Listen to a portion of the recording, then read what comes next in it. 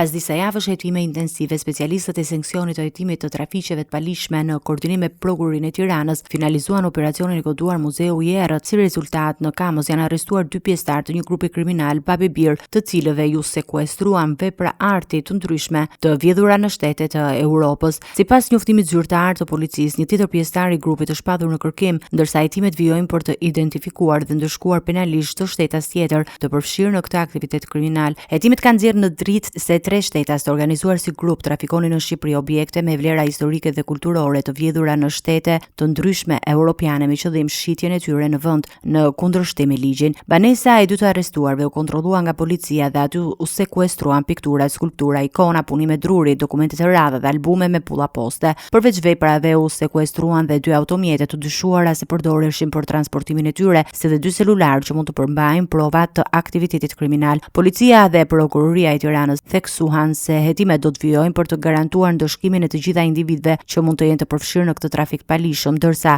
pikturat e sekuestruara do të vlerësohen dhe do të rikthehet sa të jenë të mundur në vendet ku janë vjedhur. Operacioni Muzeu i Errët është një tjetër ndërhyrje e rëndësishme e institucioneve ligjzbatuese për të luftuar trafikun e palishëm të veprave me vlerë historike dhe kulturore në Shqipëri.